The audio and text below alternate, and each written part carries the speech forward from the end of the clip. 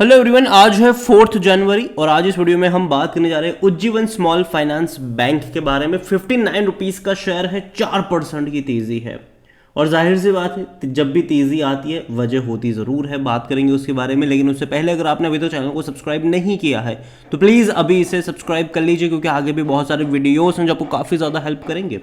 तो 59 रुपीज़ का शेयर है, 4% की तेज़ी। एक महीने में अगर हम देखें तो पहले तेज़ी थी, फिर डिक्लाइन आया, फिर कुछ टाइम कंसोलिडेट किया और अब जाके दोबारा यहां पर तेजी देखने को मिली है। पिछले 10 दिनों से यहां पर कंसोलिडेशन का फेज था और अभी जाकर तेजी आई। इससे पहले भी तकरीबन 60 रुपए से भी ऊपर शेयर था, गिरावट आई जरूर थी, लेकिन कंसोलिडेट कर रहा था। अब फिर से तेजी बनी है और पिछले एक साल में खूब पैसा बना है, डबल कर दिया है पैसा। लेकिन 60 रुपए का एक शॉर्ट टर्म के लिए यहाँ पर रेजिस्टेंस ज़रूर है। वहाँ से पहले भी गिरावट आई थी, अटेम्प्ट करा, फिर गिरा, इस बार फिर से कोशिश कर रहा है। हालांकि जो लोअर लेवल था वो 23 रुपए का था, उसके मुकाबले ऑलरेडी पैसा डबल से भी ज़्यादा इसने बनाकर दे दिया है। और जहाँ तक ग्रोथ की बात करें तो उज्जीवन स्मॉल फाइनेंस बैंक में ग्रोथ काफ़ी बड़ा एक्सपेक्ट कर रहे हैं ये।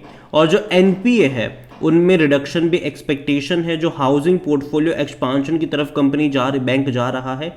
लेकिन उसके अलावा अगर एक बड़ी बात देखोगे तो हाल फिलहाल में आज की जो तेजी है उसकी सबसे बड़ी वजह यह है कि जो इनकी रोबस्ट ग्रोथ ट्रेजेक्टरी है वो बेहतर होने वाली है और ईयर ऑन ईयर बेस पे 25% का ग्रोथ इन्होंने दिखाया है, जो कि अच्छी बात है। और कंपनी के एमडी सीईओ की तरफ से ये स्टेटमेंट भी आया है।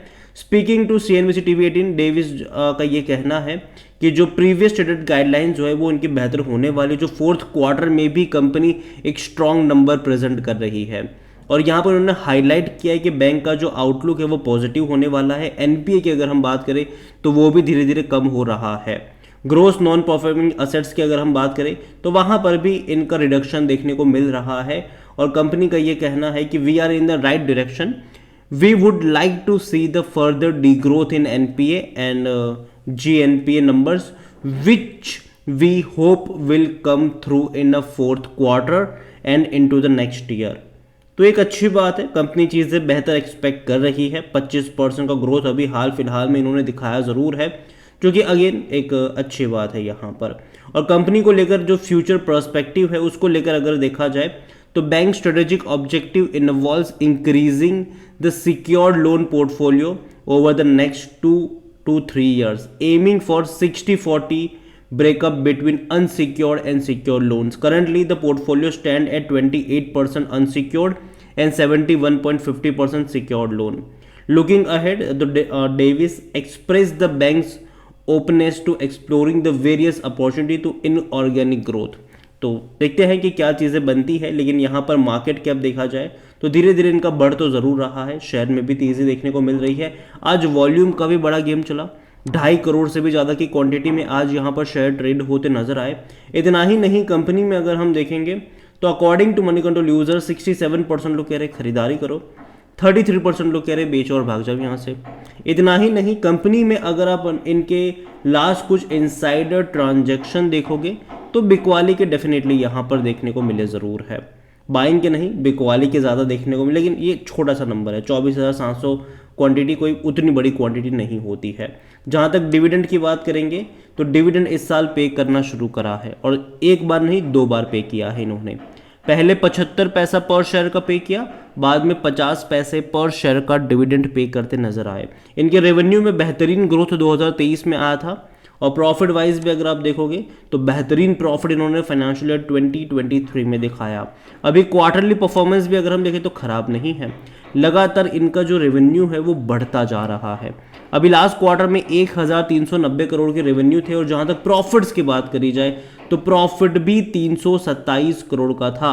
पिछले कुछ क्वार्टरों में प्रॉफिट अच्छा है, मतलब मार्जिन इनके काफ़ी बेहतर हो रहे हैं। आप देखिए कि कोई बैंक अगर 1390 करोड़ के रेवेन्यू में अगर आपको 327 करोड़ का प्रॉफिट कमा कर देता है तो एक अच्छा साइन है, बुरा नहीं है, ये बेहतर साइन मैं कहूँगा कि चीज़ें बेहतर हो रही है इनके लिए।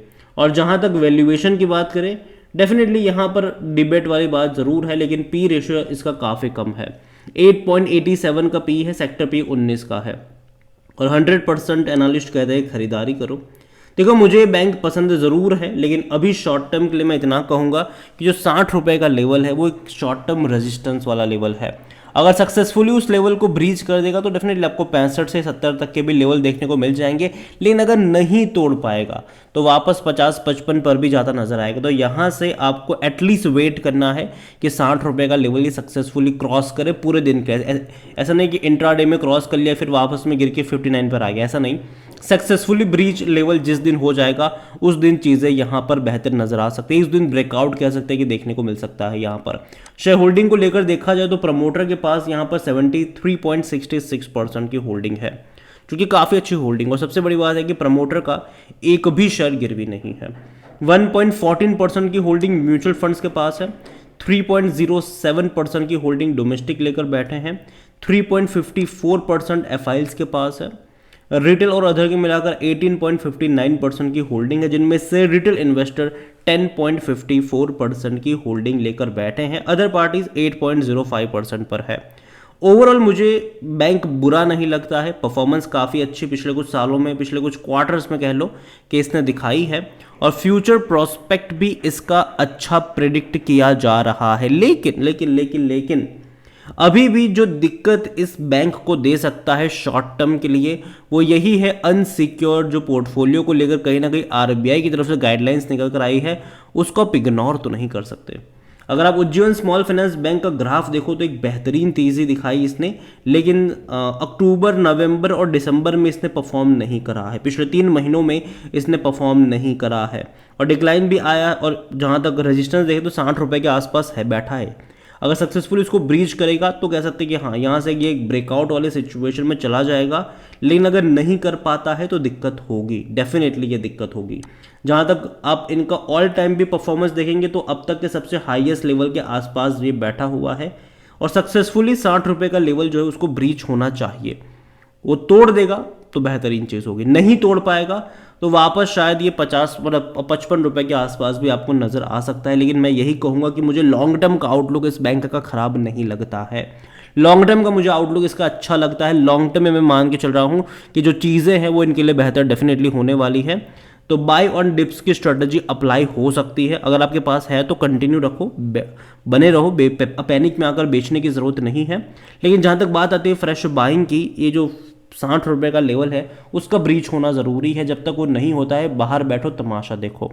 और अभी इनके क्वार्टरली रिजल्ट्स देखो अच्छे आने ज़रूरी है, क्योंकि एक्सपेक्टेशन जो है अब इस बैंक से और ज़्यादा बढ़ चुकी है। अब 300 करोड़ का भी अगर प्रॉफिट करती है क्वार्टरली तो भी ये एक अच्छा प्रॉफिट नहीं माना जाएगा।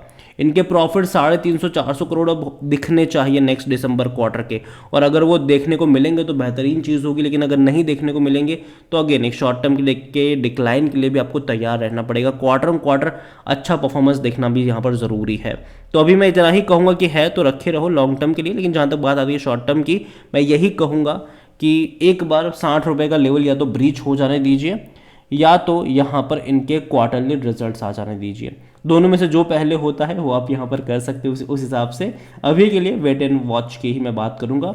वीडियो को यहीं पे एंड करता हूँ। पसंद आया हो तो लाइक करें, शेयर करें, चैनल पर पहली बार है तो प्लीज़ सब्सक्राइब करें।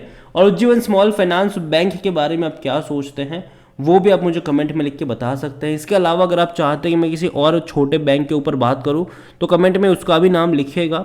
जितनी ज़्यादा कमेंट आएगी उतना जल्दी वीडियो आएगा। Thank you.